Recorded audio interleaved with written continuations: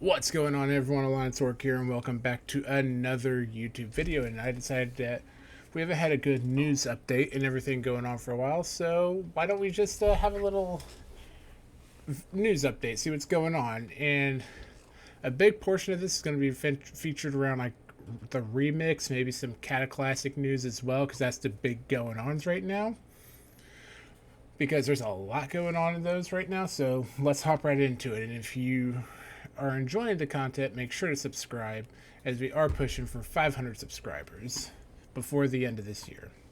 And right off the rip, we have a very big change to Miss the Pandaria Remix, and that is that the trinkets, rings, and necklace rewards are now account wide.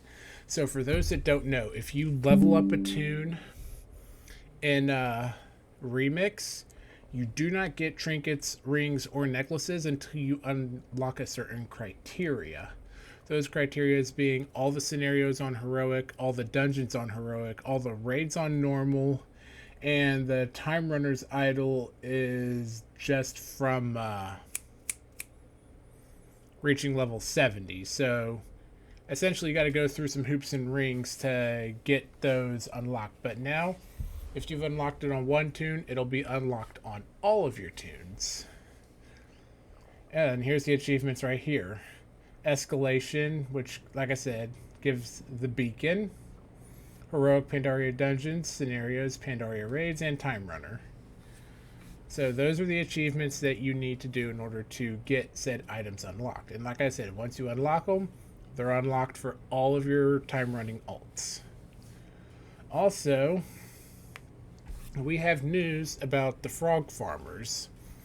For those of you who use the gulp froglet farming method, your capes are going to be getting scaled back to about where your power level should be at, roughly.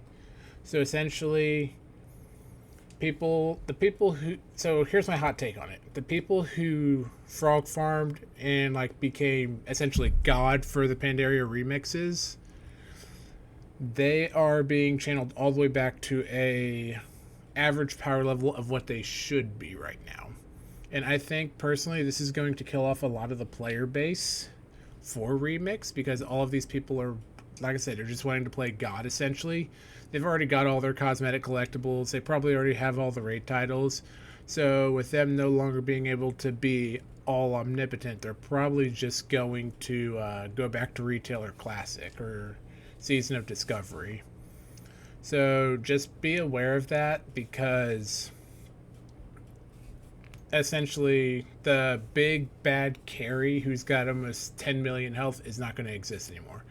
But for those of you who did not frog farm, you will be rewarded with 40,000 bronze.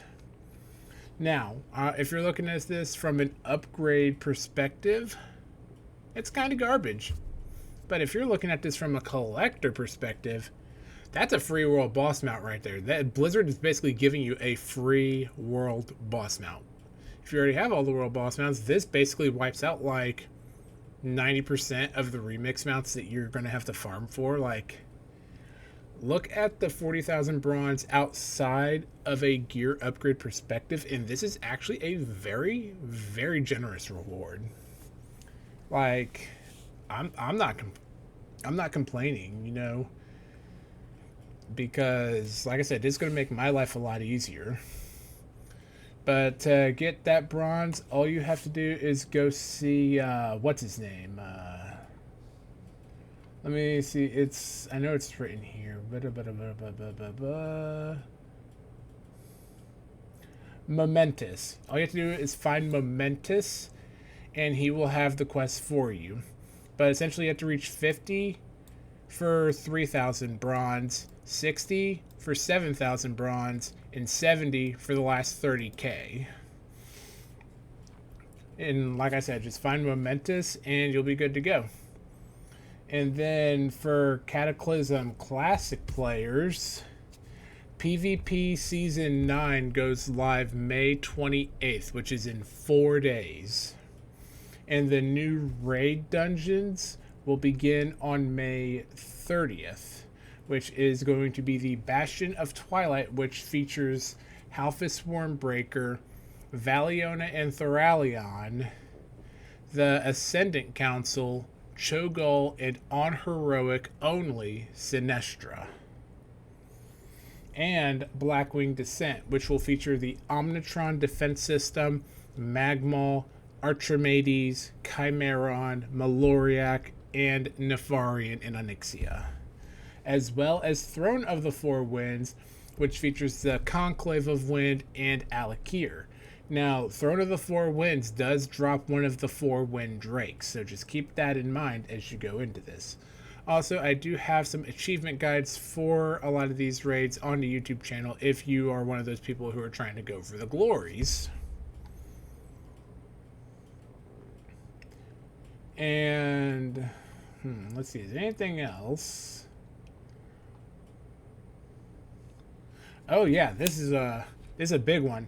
So normal scenarios, normal dungeons, and heroic scenarios and heroic dungeons in the daily infinite Bazaar quests now reward, for those of you who think they're not being generous enough with bronze, a daily quest containing 5 times as much bronze as before, which is 8,750, previously 1,750.